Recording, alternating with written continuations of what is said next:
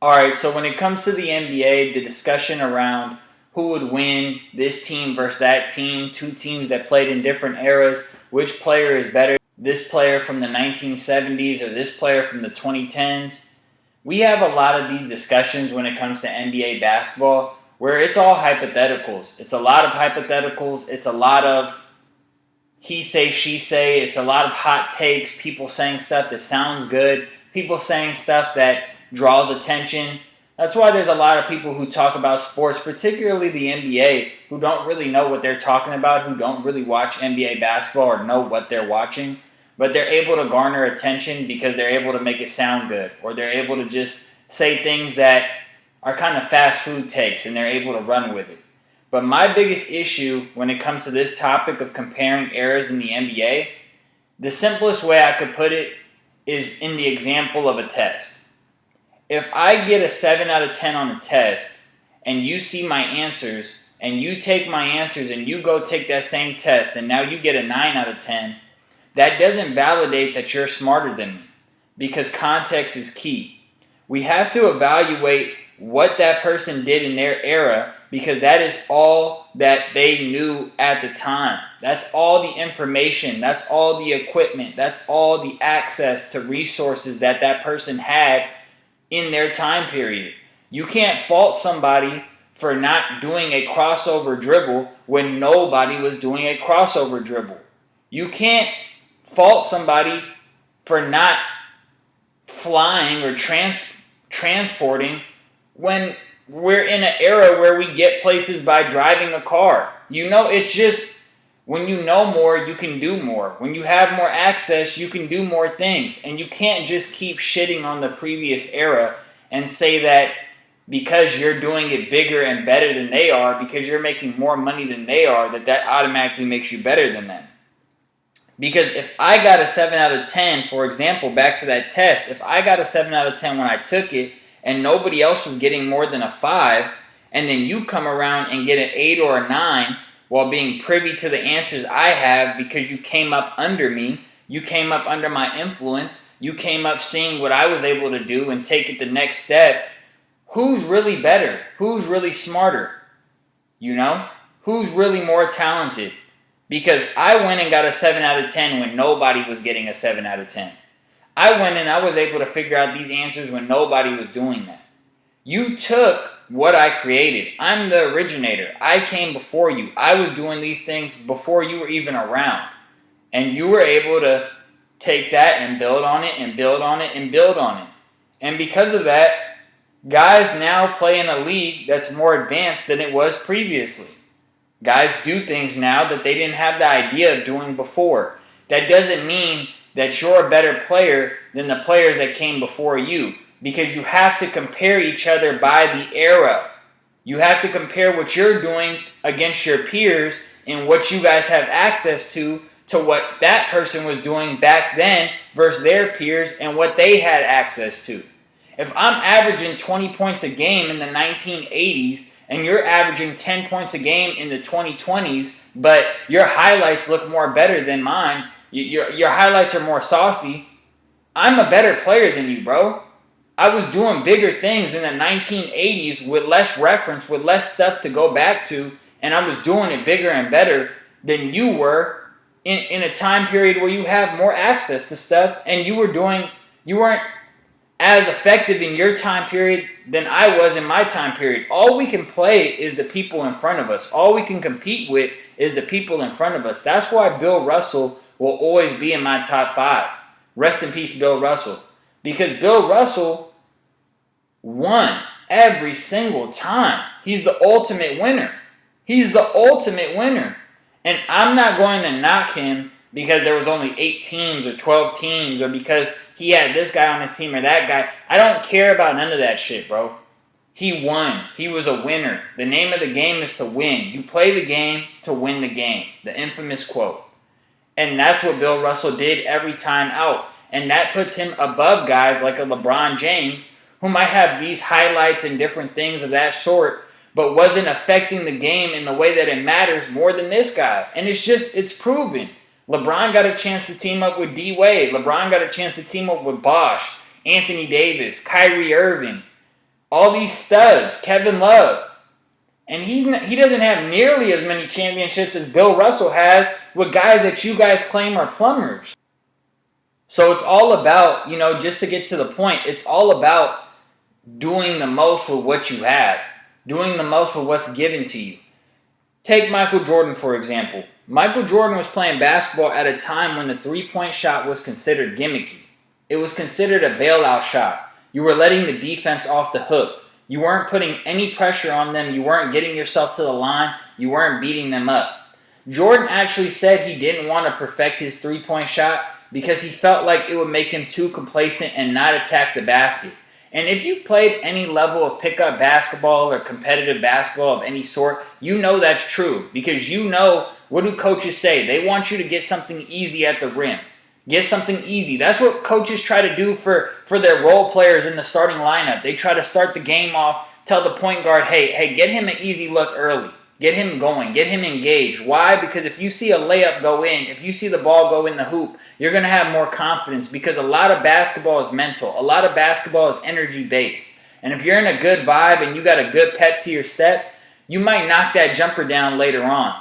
But if you start off taking a couple of jumpers to start the game and you don't get lucky and those shots just don't fall in, you could get real complacent and it can become a mental game with yourself where now you're forcing up jumpers because you're trying to see it go in. Or now you're passing up jumpers because you missed a couple to start because you weren't taking what the defense gave you or you weren't playing in the flow of the offense. Instead, you were just jacking up three-pointers because you're a guy who's complacent jacking up three-pointers. And that's what Michael Jordan was trying to avoid doing. And that's why Michael Jordan was such a killer, was because he had that mentality and that mindset to come after you. And I'm not saying if you shoot three-point shots, you're not a killer or you don't have the mindset to go get it. But I'm just saying that in his era, it was viewed very differently and for very good reason. And obviously it worked for him. He won 6 championships not really utilizing the three-point shot like that.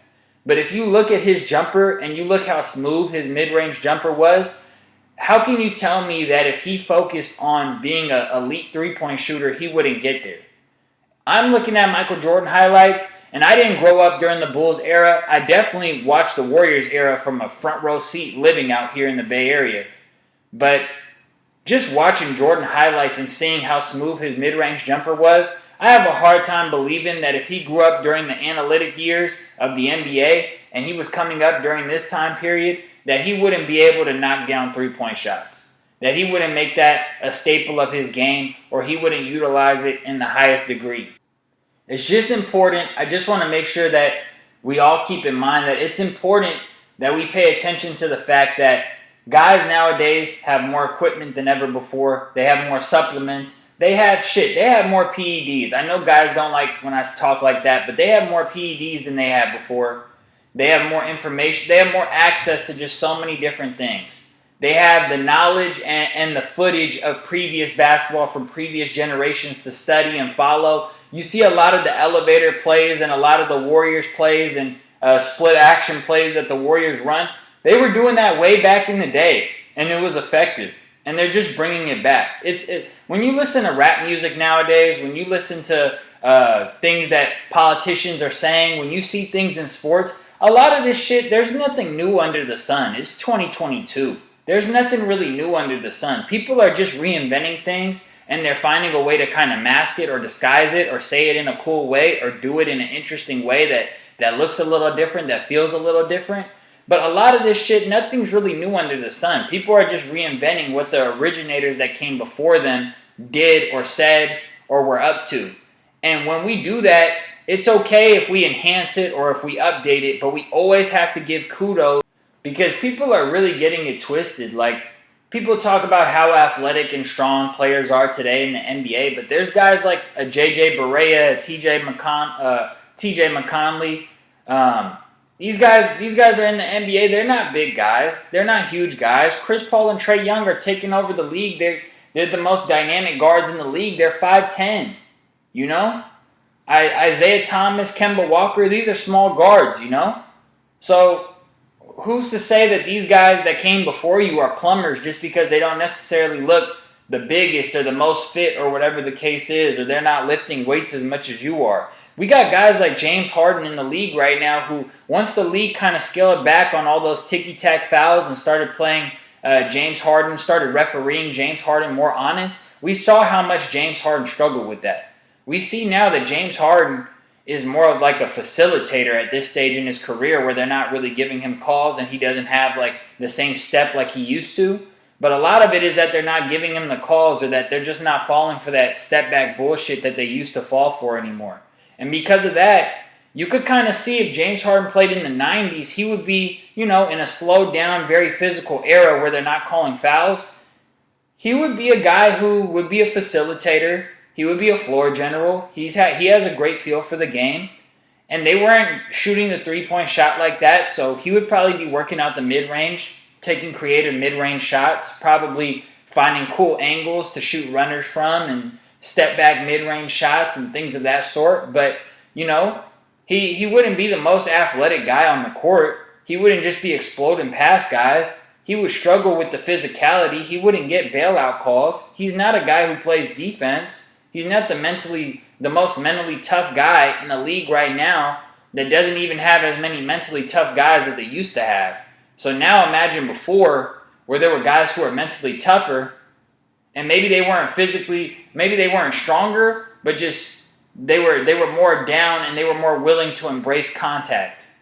And tell me what James Harden does in that era. James Harden wouldn't be the same James Harden he is now where we talk about him. There's some people who, when James Harden was in his prime, they were talking about James Harden like he's one of the greatest all-time offensive players ever. Like Skip Bayless and Shannon Sharp used to say that James Harden is the greatest offensive perimeter player in NBA history, even better than Michael Jordan. Like they really were sipping on that Kool-Aid for a couple years on Undisputed. And that shit is just pretty ridiculous. You could take the Warriors with Kevin Durant, that stacked team. I'd say the best Warriors team was probably the Warriors the first year that Kevin Durant joined them. They had a chip on their shoulder after losing in the finals the year before. They had a chip on their shoulder because everyone's saying that KD Kane was a weak move and he had to prove himself. And that team went out there and they were dominating. And that Cleveland Cavaliers team that they played in the finals and they beat them in 5, Kyrie was still on that team. That Cavs team was a very, very, very good team. They had only lost one game in the Eastern Conference playoffs. They lost one game in the conference finals to the Celtics, to the Isaiah Thomas Celtics. Besides that, that Cavaliers team won every game that postseason, up until they played against Golden State in the finals. So that was a very good Cavs team. Like, that team, from top to bottom, was arguably the best team LeBron James has ever played on. Arguably the best team LeBron James has ever played on. Even though they didn't win the championship, they were probably better than they were the year that they won the championship. Actually, they were. They had championship pedigree. They had been through the fire. Kyrie Irving was playing even better. They were even better the next year. But hey, the Warriors made do of them in 5 games. You take that Warriors team and you take, I don't know which Chicago Bulls team people would say is the best team, maybe the team that won 72 games or whatever, but I don't know. People debate that too. People might want a younger Michael Jordan. But, you take a Michael Jordan that has Dennis Rodman on it, Michael Jordan, Dennis, and Scottie, Kukoc, Ron Harper as the 5 guys out there, and we got Iggy and Draymond out there as the 4th and 5th options for the Warriors in a 5-on-5 in the 4th quarter of a tight game. Because a lot of these games between these top teams, it'd be close games in the 4th quarter. It'd be anybody's game. Somebody's up 6 points, somebody's down 4 points. It's an 8-point game or something in the 4th quarter. That's how the NBA playoffs usually are. It's anybody's game headed into the 4th, and it's about who plays better down the stretch, who plays better in the last 5 to 8 minutes of the 4th quarter, So let's say you had the Bulls 5 that I mentioned versus the Warriors 5. I can tell you this right now. I love Draymond Green and what he does for the Golden State Warriors, but Dennis Rodman is cooking Draymond Green. And he's not cooking him by scoring, but he's just taking over the game. He's killing him on the glass. He's making a bigger impact on the defensive end. He's enforcing on Draymond. He's more confident than Draymond. He's more crazy than Draymond. Draymond is a little bit fake crazy and a little bit fake tough. I'm not saying he's not tough. I'm not saying he's not crazy. But a little bit of it is theatrics. A little bit of it is show. A little bit of it is him selling his role. Dennis Rodman was an actual nut-ass dude. He was crazy. So I'm taking Dennis Rodman in that matchup. Ron Harper, Iguodala, that's a wash. That's a wash. Those are both guys who, on championship teams, they're the last option on the court or whatever. They're not the scorers, they're role players. But if you put Ron Harper or Iguodala, especially when both those guys were younger on a team that wasn't as good, those guys were going to put up numbers. I mean, that's what they both did in their careers prior to joining these championship level teams, right? So I'm going to call that a wash because both guys can hit a big shot. Both guys play defense. And both guys are veteran leaders. I'm going to call that a wash. Now we go Klay Thompson and Kukoc. And we're going to give the edge to Klay Thompson because Klay Thompson plays defense. Because Klay Thompson, even though Kukoc was a real good shooter, had good touch, Klay Thompson has just, Klay Thompson, one of the greatest shooters in NBA history. I was at the game when Klay Thompson had 60 on 11 dribbles or something like that. I was at that game. I got to that game towards the end of the first quarter. We were running late, me and my boy. And we got to the game late in the first quarter. Shout out Dela. Shout out my boy Dela. That's a memorable game. And we looked up. I looked up, actually, because fans were already chanting Klay. And it was like, when we got there, he already had 22 or 24. And I was like, Dela, Klay Thompson has 24 right now. And he was like, what? And he looked up and he was shocked. And we were just going crazy. And he finished the game with 60 points. So, back to the point, we're giving that edge to Klay Thompson. Klay Thompson, microwave. He gets hot. He's as great as a street shooter as there is in NBA history, just getting hot and lighting people up. Then you go Michael Jordan and Scottie Pippen, the duo that won 6 championships together, or you go Steph and KD. And Steph and KD, they provide a lot, but I think Jordan and Scottie were mentally tougher. Jordan and Scottie are going to provide more on the defensive end. Jordan and Scottie are going to bring more physicality to the game. And Jordan and Scottie, if the refs let them play, they're going to be able to play through all that stuff and just play make, where Steph is going to need to come off screens a little more and KD is going to need to get the ball in certain spots so that way he can cook, because Scottie's going to be all up in there trying to strip the ball the way that the Celtics were getting all up under KD's dribble. So it's not as easy as saying Steph and KD automatically. I'm taking Steph and KD, best duo or whatever. Jordan and Scottie, that's like 2 shut down corners in your backfield. They're locking everything up and then they go get the ball and then they take it all the way and score. They were in tremendous shape. So that right there is just seeing Draymond's tweets where he was saying, oh yeah, we play this style of basketball and we beat the Bulls by 20, 30 points. Bro, the Bulls would bully the Warriors on the court. And that's why Andre Iguodala said he'd still take the Chicago Bulls over any Warrior team. So, my main point with all this stuff, guys, just to, wrap it up. I don't want to be too long-winded about this stuff. When we're talking about different eras and different players and different things, don't make it black and white. There's a lot of gray area here, and context is key. Let's stick to talking about what players did with their opportunity and what players did during their time period compared to their peers, and that's how we'll judge a player for what he did with what he could do.